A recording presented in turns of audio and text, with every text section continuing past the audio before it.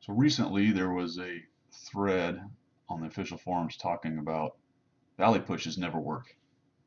And it got me to thinking that in general that's actually true, but I had this battle where it worked. So the point of doing this video is to show that sometimes when you assess the team's chances, you look at what the team's setup is, what the enemy team's setup is.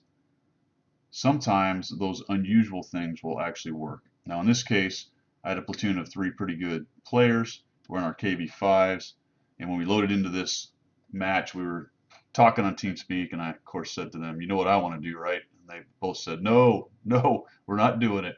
I said, "Yes, we are going to do the Valley Rush." So what I end up doing is I ping the map to show the team which way we're going, right there. And it looks like a couple of them actually figure it out and follow us. But if you look at the enemy team composition, they don't really have any big TDs that can punish us hard if we go that way. And of course we're in KB5, so while that's going to be really slow going through the valley because it's all marshy, they're also extremely well armored and we'll get some good bounces. Now you've got to keep moving if you're going to do this. If you look at it, we got the 4502 Bravo coming with us, the T-54, T-37 Scout, and the 3 KB5s. Behind us, the E-75 is going to head out towards the town. You've got a couple scouts and an IS. The WT Panzer IV is going to go into the middle and do some pretty good work there, and then the RD is going to deploy. You can see we're pushing up here into the valley straight away. Pretty quickly, the 4502 is going to see this and say, hey, we need to make sure we push to the valley. That was always our plan, us being the platoon of KB5s. Unfortunately, the scout is going to see us right there. We get spotted, so that kind of hurts. I'd hoped we could get up to the saddle there without being seen, so that when we came over, it was more of a surprise. But he has spotted that entire train of heavies coming this way. You'll see that the enemy team will actually react. Right now, the T-54 and the Patton are in the middle, but you'll notice as we come around through here, there's actually quite a few of them camping. See the FCM coming back? He has seen what's going on, and we're going to find a bunch of their tanks sitting here as we come across. Of course, they have 2 Arty. Those 2 Arty are just about enough to make this a bad idea, but they are the tier 7, and if we keep moving, we should be able to handle a few Arty hits. You'll see the action as we go, shooting as we go. So nobody's stopping and aiming. Everyone's pushing. We want to get down over the saddle and into the bottom here where it's harder to hit us. If we all stop up at the top, all those tanks will be hitting us. We'll just go by this scout, take him out. Now Coots is going to go right.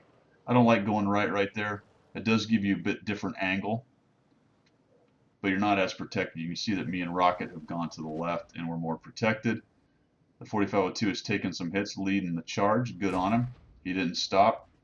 And now we've got some supporting fire coming in. And you can see that we're dealing with these guys as we push. The 2 Arty are doing their best to stop us, but Rocket and I have come through unscathed. And we'll start working on these guys here at the edge. The nice thing about the KB5 is it's got a nice tall turret. We can see up and over this little ledge right here. So they're starting to take some damage on us. There goes the SU-152, but already you can tell that we've got them on the ropes. We've already downed quite a few of their tanks. We are up here near their cap. They've had to send a bunch of tanks back to deal with us, and we're just starting to whittle them down.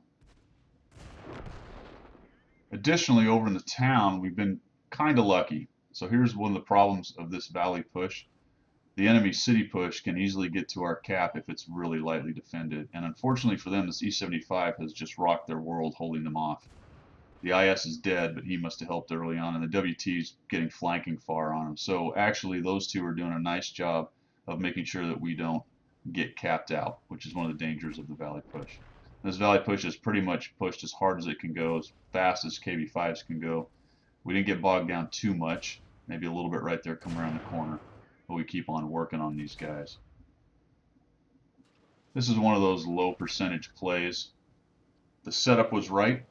The enemy setup was right. We had a platoon of good players. A couple other tanks followed us, and that E-75 did yeoman's work over there, making sure that their force did not push through. But it's going to pretty quickly be a completion of the route. Just take out this M46, take out this 50T. I'm going to bounce this Patton a couple times here. And it's basically clean up in aisle 2 for the rest of this battle. You'll see some of their tanks come back, the T10, T54, try to get back. There's not a lot they can do. The E75 continues to work over the rest of the team. You can see that we came through with all of our tanks intact. In fact, we didn't lose a tank pushing in here. Everyone was smart and stayed alive, kept their guns in the fight. Take down the 50T. Guys are capping, I don't know why, including my own platoon. Didn't notice it at the time, but we'll end up with, I believe, 1 tank living. Yeah, the T10 will live. So there you go. Valley push can work. You got to have the right setup. You got to know what you're doing in the valley. It obviously is better with a platoon. And of course, the E75 was pretty key to it as well. He did the right thing. He didn't YOLO straight into town and go, well, I got to hold the flank. He actually held a little short, used the WT's firepower. I'm sure both of those were irritated by what we did, but it worked out very well. Unusual teamwork for a pub game, but there you have it. Lakeville can work.